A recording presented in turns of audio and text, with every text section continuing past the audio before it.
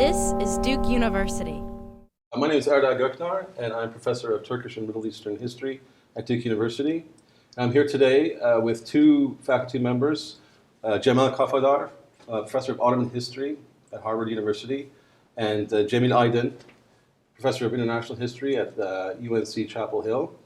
And we're here in the framework of the Rethinking Global Cities project. We've had some very interesting conversations about the place of early modern Istanbul in that framework. And so I'm going to ask some questions, and we're going to have a conversation that focuses on some of the more salient points that deal with that. So the first question I wanted to ask Professor Kafadar had to do with the place of the city in the early modern era, and particularly the place of Istanbul as it inflects narratives of empire and nation in Ottoman history. So I wanted to see if you could talk a little bit about Istanbul, Constantinople, as a site of research and study. Mm-hmm. For nearly 2 millennia, from Constantine the Great until the 20th century, the city played a central role in a broad geography that we could call the Byzantine Ottoman space. Maybe nowadays we tend to think of the world in different categories. We speak of the Middle East, the Balkans, Eastern Europe, so on and so forth. But the Byzantine and Ottoman space, if one were to think of it as one, had Istanbul smack in the middle, in a more or less symmetrical kind of extension on both sides, and did play a phenomenal role as a pivot that brought the human energy, the traditions, the traffic of these vibrant societies together. There were times when clearly it lost some of that buzz, but in the early modern era, with the Ottoman reconstruction of the city and a new vernacular emerging, Istanbul regained its role in that kind of a position and played pivotal role for that zone where the Sultan himself had declared himself the ruler of the two seas and the two continents, because he was thinking of the Mediterranean and the Black Sea and the European and the Western Asian zones coming together here. But also internationally, globally, I mean, Istanbul was seen as one of the, if I may say, wonders of human ingenuity. Istanbul was also globally seen now as a wonderful place where human ingenuity came together with the unique geography, unique ecological features of that. So in your work, you have an interesting conceptualization, and in our talks over the last few days, we've touched upon this, but I'd like you to explain it a little bit further. You talk a little bit about vernacular, and you just mentioned that. So I'd like you to talk a little bit about that as opposed to what you refer to as a kind of Islamic cosmopolitanism or a Perso-Arabic cosmopolitanism. How do those two things work together? And then as a final question, you have a conception of Rumi, or the lands of Rum, or the inhabitants of the lands of Rum, as somehow working between these two. So if you could tell us a little bit more about that, that would be interesting. Yes. Even before the conquest of Constantinople, the early Ottomans and various other Turkish, Turco-Muslim, and some of them not Turkish, of course it included Kurds and others in that medley of Anatolian Muslim peoples. Even before the conquest of 1453, there was an awareness that this was a special kind of a place, a new configuration at the edges of the Islamic world, where one was ready to dip into the tradition, the deep traditions of the Arabic and Persian Islamic legacy. But at the same time, one was creating something new when they, beginning in the 13th century, started calling it Rumi, after the Eastern Roman lands. These were the Eastern Roman lands where that cosmopolitan tradition was finding its new vernacular. And eventually, after reconstructing Istanbul, as I said, and enabling it to become the kind of capital that they thought it would become, that particular vernacular was now given a more urbane, a more sophisticated, a more literate register that we call the Ottoman Turkish register, with which Istanbul was particularly associated, and a new kind of learning of urbanite gentleman folks, not necessarily having studied in madrasas, not necessarily having become scholars in the traditional ways, though taking some of that also very seriously, but a new kind of gentlemanly urban type called Çelebi generally emerged and flourished in the 17th century, when they also started to have a conversation with the European Christian cosmogonists, which is very interesting. In general, if you were to take Bernard Lewis' kind of reading of the Muslim discovery of Europe, you know, until the 19th century, when Europe hit them with industrialization and with steamships, they had no interest in our understanding of no. It was a backwater. Yeah, they didn't care about they it. They didn't care about Europe. That is so wrong if you look at it really from the cultural life of Istanbul. That is your perspective. In the 17th century, these urbanites, Çelebi types, and not only they, by the way, but I mean, they were really deeply, seriously interested as people looking around and seeing that some, like France, Russia, there were new powers on the rise. New types of people coming from those areas asking new kinds of questions. You know, the European literati were in Istanbul by the hundreds. These were colleagues. They met, they had conversations. And given all this, they developed a new interest so that there's a book of compiled urban folklore from written by one of these Çelebi types that I've been studying. In it, there's a joke about a Persian coming to Istanbul in the middle of the 17th century and being so struck by the fact that they are not learning Persian anymore, but they're learning French. Of course, it's a huge exaggeration, but in the joke, he says, "My goodness, aren't you guys, you know, the same old Ottomans? Why are you not learning Persian but learning French?" So the Istanbulite has to be wittier. So he responds, "Hey, even our dogs speak Persian." And then he gives two examples of dog speak, which sound like some Persian verbs. But this is very true. I mean, in New York City now, you can frame a story of that sort where, you know, street wisdom is all about witticism and, you know, gaining, you know, winning it. So a verbal battle. So you've said that the rise of the Çelebi class, right, which we can trace the 17th century. You say that classes or those figures of the Çelebi are vehicles of vernacularization. Would you characterize it that way? Because I think it's very interesting to think of the space of the city, especially if we're looking now between maybe the 15th and the 17th centuries, as a place where you have this Perso-Arabic traditions coming together with what, Cemil, you've also referred to as a kind of European modernity or early modernity coming together and intersecting. So the role, do you see the rise of that particular class as a function of that intersection in the city? I very much do. And would like to add that Çelebis, by the way, the title of Çelebi was not limited to Turks and Muslims. Especially among the Armenians, it was a widespread title, and of a similar type of urbanity, with a similar connotation of urbanity and secular learning, though combining it with one's deep religious traditions as well. This was not necessarily, not by any means a secularist thing, though it did have secular components within it. And you had the famous Eremya Çelebi Kömürciyan, who wrote the first major modern, I would call, history of Istanbul, for instance. What year was, what century? Mid-17th. He's a contemporary of Evliya Çelebi. Eremya Çelebi also wrote a good deal of city legends into Turkish fiction in the Armenian script. So you had these kinds, and his patron was a famous merchant known as Abro Çelebi. So the title of Çelebi really went around.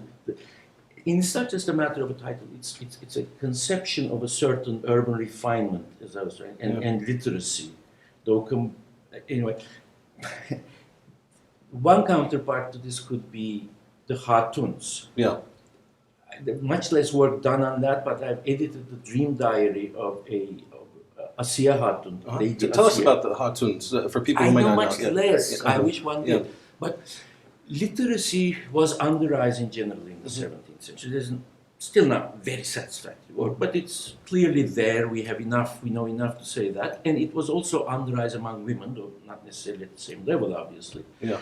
But there were some schools, mektebs, elementary educational level schools established for girls. That's one thing.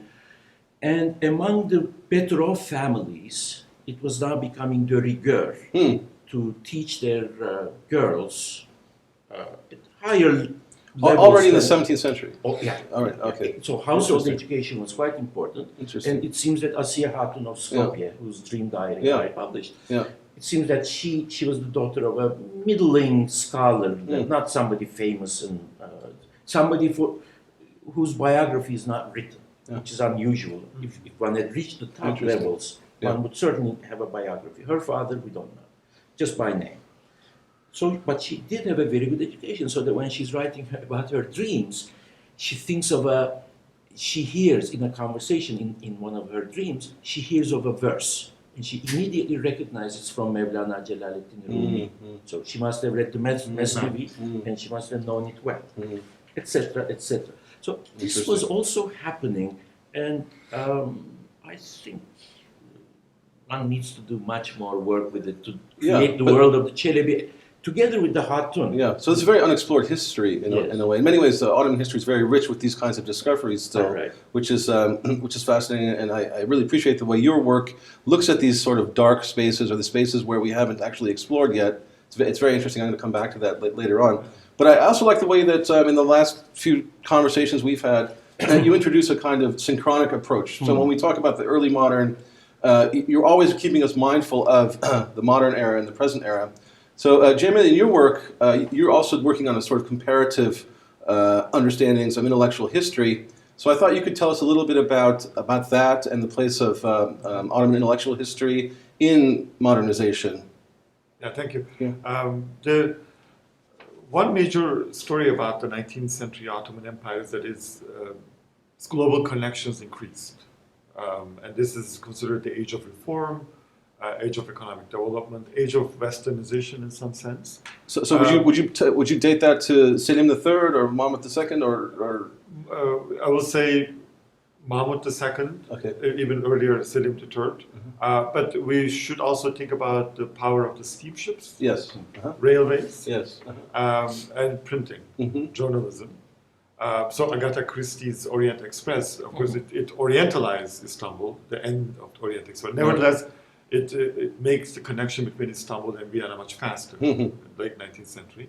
But more important than train is of course, the steamship. So Russia's connection with Istanbul increased. And there is one side of it is that it then become a kind of Russian geopolitical target. Yeah.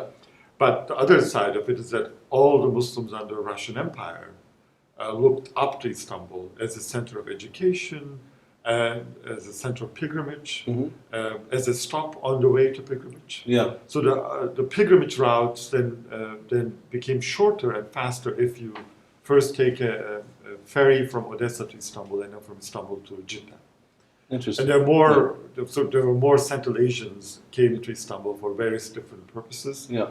Also, more Arabs ended up coming to Istanbul thanks to steamship. So when you think about Lebanon, Cairo, Aleppo, all of these cities became important in 19th century, but their connection with Istanbul also increased. But beyond that, more importantly, Istanbul then, after 1880s, began to be seen as the center of a proud Muslim imperial cosmopolitanism in the eyes of Indian Muslims, South Asian Muslims. And the reason is not a simple Muslim solidarity against European aggression. It's actually much more complex. That it's an age of empires. There are multiple empires, and most of the Indian Muslims who look up to Istanbul, they are loyalists they are loyal to the British Empire as well. But what they see in Istanbul is articulating their discontent about their situation in India, their racism, discontent about imperial racism. So if you're an Indian Muslim and also Hindu, if you want to criticize British Empire's iron ceiling for their promotion, you always look up to Istanbul to say that, look, in Istanbul there's a Muslim sultan who is better than you because under Muslim Sultan, there are Armenian and Greek ministers. For example, Chirag Ali, who was at the service of Hyderabad state, but under British rule, wrote a book about Muslim reforms, and he said that Ottoman Sultan gives more rights to Greeks and Armenians and Jews than the British Empire gives to Hindus and Muslims. But overall, then Istanbul, in the eyes of those Muslim publics, became a symbol of fez-wearing Muslim modernism. Very proud of the diversity as well. That is diverse. So when you read the accounts of Muslims visiting Istanbul, and Jews too, actually, I know Lev Nussenbaum, a Baku Jew visiting Istanbul in World War I, but Shibli Numani and others, they're fascinated with, of course, richness, imperial architecture built during this cosmopolitan time of the 17th, 18th century, modern architecture, but diversity. And they're proud in the sense that they want to make a point that Islam is compatible with modernity. Example is Istanbul. Muslims are compatible with imperial citizenship. They give imperial citizenship to other Muslims under other empires could demand that imperial citizenship. So more people began to wear fez, which is kind of associated in their mind with Istanbul. So people in Zanzibar as well as Indonesia will wear fez proudly. As a kind of modernity as well, as a kind of Muslim modernity. This is interesting because the way I read that is that the city is articulating in a way transnationally and internationally, in a way that, for example, in the subcontinent as late as 1920s, and there's a Khilafat movement, they are still very conscious of what's going on in Istanbul until we get into the era of partition, and then things fade away very much. But this internationalism is interesting, and also, you have both the European Grand Tour, where Constantinople is always a site in the 19th century happening, in addition to what you just talked about, these new sort of pilgrimage routes. At the same time, it's interesting to think about these convergences and these itineraries. You talked about an interesting constellation of cities, which was Cairo, Aleppo, Istanbul, when you were talking about the space of the coffee house in Istanbul. And I thought you could tell us a little bit more about that. These constellations of cities are interesting to me. In fact, I read what you're talking about as a kind of constellation that is trans-imperial, transnational, but legible at the same time. These stories get lost to us in the era of the nation state. And so it's wonderful to resurrect them. But if you could tell us a little bit more about that. When I spoke about the reconstruction of the city after some decline in the 15th century particularly, and it's regaining a vitality with a new cultural orientation, its new early modern expression, etc., the Rumi vernacular, etc., that really cannot be properly understood without its strong roots in some late medieval urban traditions with which Istanbul was in conversation, from which Istanbul inherited a good deal of people, artistic forms such as the shadow puppet theater, and Cairo was foremost among them. Tabriz was also important. Aleppo was also very important. Without those conversations, and they continued even after Istanbul, at least to its own denizens, gained a position of supremacy in everything more refined, but even after that point, this conversation really continued. So, for instance, in the late 17th century, there was a new trend among Istanbul intellectuals who were rather unhappy with the way the city had become politically too problematic, volatile. There's a series of revolts, there are all kinds of other incidents. So Cairo becomes the place of preferred retirement, so to speak. It's warmer, it has great libraries, it has great imperial and urban traditions in its own right. Someone like Evliya Çelebi, an Istanbul boy, if there ever was one, ultimately went to Cairo, settled there, and lived the last decade or more of his life in Cairo, and wrote most of his book, in my opinion, in Cairo. And there are other examples of that sort. This conversation with Cairo is very important. Also poetic traditions coming from Tabriz, and eventually from, of course, the whole Persianate space down to South Asia. In the 17th century, one of the most popular forms of poetry, and even in prose it had a significant impact, was the thing called the Indian style. It's better known for Persian poetry, both of Iran and South Asia, but actually that style was very popular amongst Ottoman literati and the Celebis of the 17th century. And it was in close dialogue. And we also know about books, by the way, moving. Some poem becomes famous, some poet becomes famous in Isfahan. Say, next year we find the folks in Istanbul writing nazires, competitive responses to it. So that dialogue continued, and in its early formation in the 16th century, it was extremely important to have Cairo there, to have Tabriz there, as part of the background. And what was interesting to me is that you read the space of the coffee house, which is emerging, 15th, 16th century, as a microcosm for these larger movements of cultural production, literature, poetry. So could you just tell us a little bit about the coffee house as a space where we can actually read larger movements, cross-border movements, and cultural exchange? Coffee house, once it was invented, when you think of it as an invention in the 16th century, nowadays we take it so for granted. All over the world, wherever we go, we expect to find coffee houses where we can not only get the buzz of coffee, but also maybe find a little social circle or a corner to ourselves to do some reading, stuff like that. But let us think of it as an invention. It is such a major invention that changed the way we socialize. And for all we know, that could be an urban legend itself, but it was created rather early, and it was considered credible by Ottomans. It was invented by two Syrian merchants in the most populous city in that part of the world where they wanted to sell their coffee. So there's entrepreneurial creativity here. And I think Istanbul ought to have statues to these two gentlemen. Or Starbucks for that matter. Well, Starbucks should pay for it.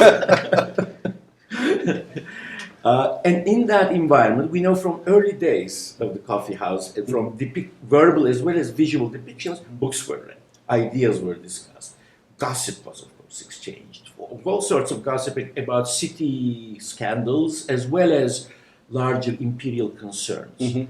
And people traveling would stop by to listen to stories, to get some warmth.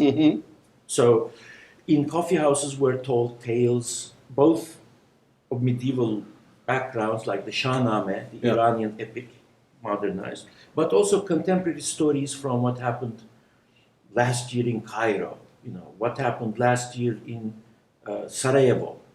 So stories, narratives, poetry, ideas, rumors circulated and brought together the tremendous human mobility of that time compared to the standards of that time. Obviously, one didn't have the steamships, but one had the caravans. One had all kinds of modes of transportation, which for a 17th century person looked like brisk, fast.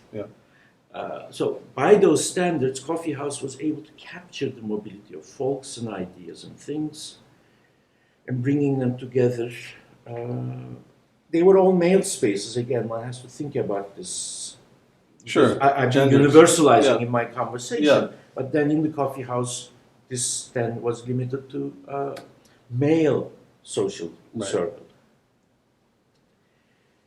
But if one thinks of the coffee house as more than just the coffee house, namely a new world of socializing around hot beverages, eventually tea in many parts of the world, then one could consider the households where travelers, Lady Montagu, for instance, the ambassadress, early 18th century, very important intellectual, great writer in my opinion. She couldn't go to the coffee house, of course, but she enjoyed her coffee with her Turkish hosts in many different households where, again, politics, poetry, music, dress codes, all kinds of things were discussed of a similar nature. Or bathhouses where both men and women could socialize. There's that iconic scene with her going to the bathhouse and her host trying to undress her in the bathhouse because she doesn't want to remove her clothes. It's very interesting. But the coffee house, to me, I mean, there's some contemporary nuances that are significant. For example, in Orhan Pamuk's My Name is Red, much of the plot revolves around the space of the coffee house. I mean, a lot of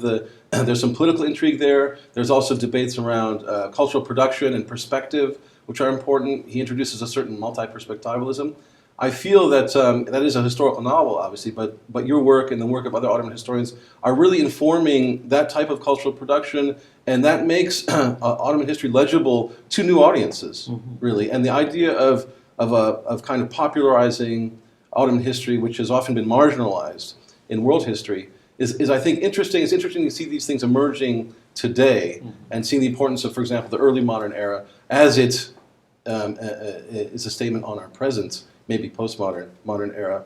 But I wanted to get back, Jim, into your something that you talk about in your work, which is the two phases of modernity, right? There's a colonial and the Enlightenment phase that you talk about as a chapter in one of your books, and I was wondering, how does that then play out in an urban space, right? In one like Istanbul, where we're moving over time from an imperial center, which Professor Kafadar has called a world city in the early modern era, to one which is actually now in a somewhat defensive posture.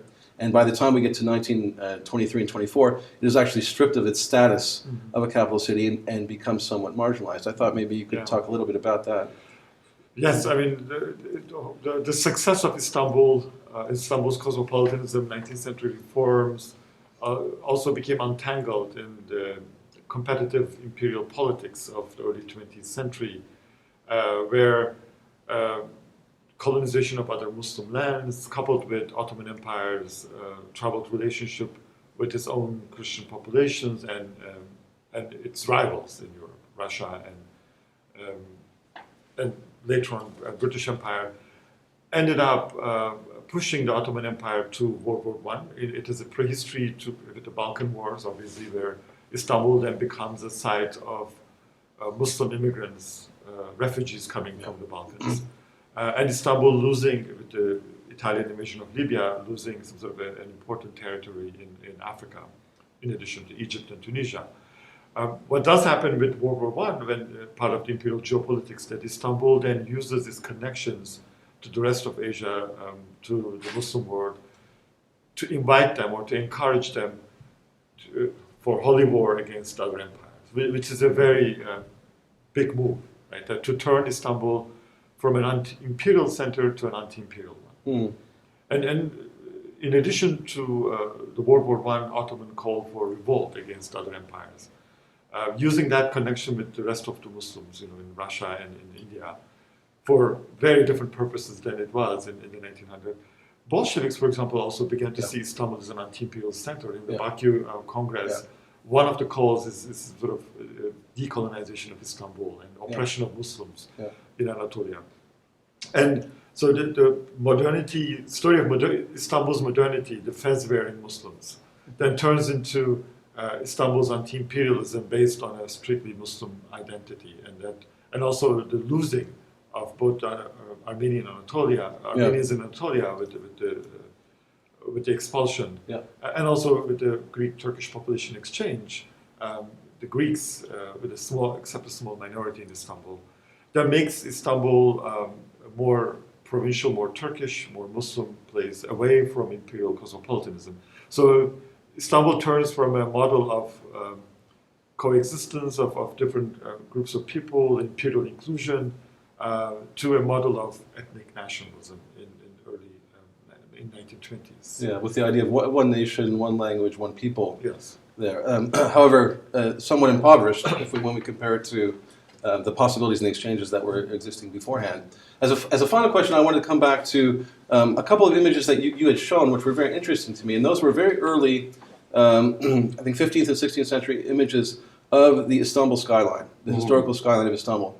That was very interesting to me because I was wondering, can we read that in a kind of metonymic way for consciousness of an either Ottoman identity or some kind of urban identity, whereby now you're no longer in the countryside or you're no longer in your village or town, but you are in a different place, and this place is articulating to the world in some respects on another scale, I would say. So that was one thing. The other image was the wonderful image. I think it was taken from the Hunarname of an aerial of the historic peninsula, however, that indicated some kind of multi-perspectivalism in its depiction. Yes. So how do we read the two? On the one hand, we have an image that's multi-perspectival. On the other, we have a kind of dominant, unifying, maybe more monolithic image of the skyline. Do those two coexist?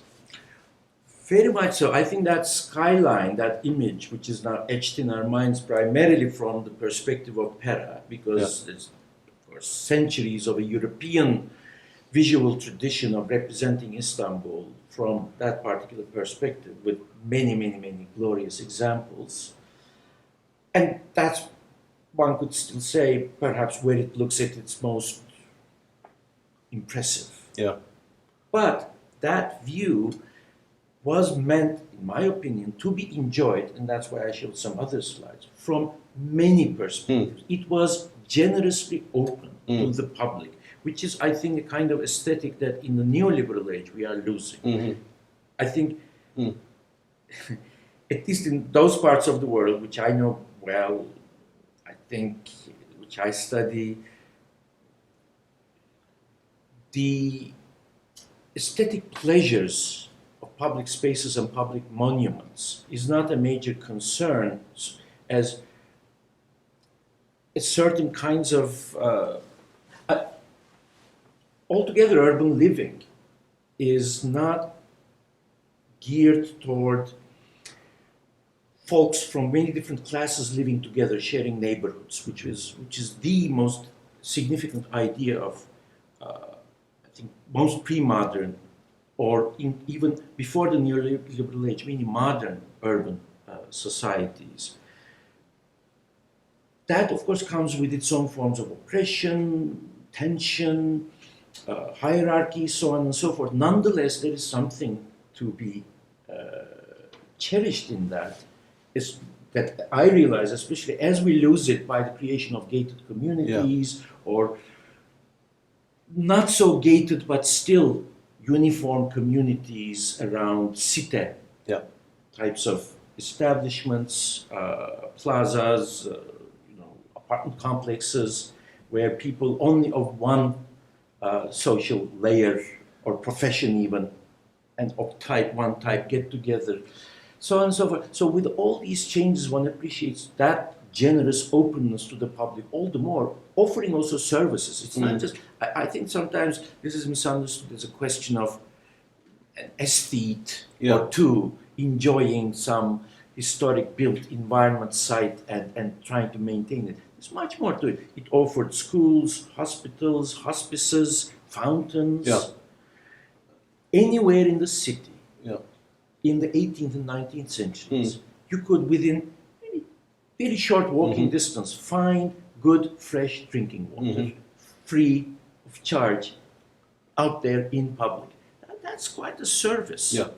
I miss that. And the hierarchies of class don't hold sway in the same way when it's open like that. There's a way, and there was this kind of openness, I think, that doesn't exist anymore, and we are segregated much more so. And if you turn to the perspectives from that perspective, so from that particular point of view, anywhere you walk along the Golden Horn, you are going to enjoy. In fact, that is a very cinematic.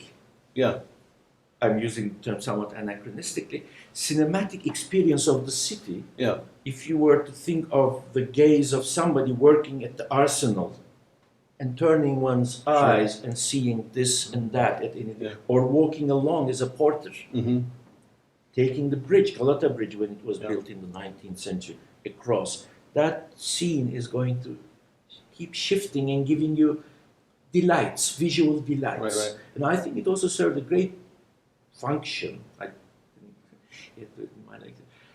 great function of what I would call a sentimental and aesthetic education. Millions of people learn, and it's not just Istanbul, of course. I mean, one could go to any other. Kyoto would probably offer similar visual delights, and one could easily say to Japanese people who enjoyed Kyoto for centuries, it also offered them some kind of aesthetic education, a sense of proportion, a sense of scale, a sense of harmony, so on and so. So, in that sense, I think both that skyline, though not with a single fixed point perspective, and the multi-perspectival representation in the Hünername, both of them say something about the city that was true for a long while. It's still true in some sense, but unfortunately with some new unconsidered projects, this public treasure is now no more at the same. It's endangered in some respects. It's endangered. Yeah, that's the best way of putting it. I don't Yeah. want to say any more right now. Yes. Well, this has been a fascinating conversation. I thank you both for participating. Thank you for coming from Boston. Thank you, Jimmy. Thank you, Yes. Erdağ, for your hospitality, both of you. This was great. So to our viewers, there's much more to be read through the works of both of our professors, and there's more information on our website as well, Rethinking Global Cities. Thank you.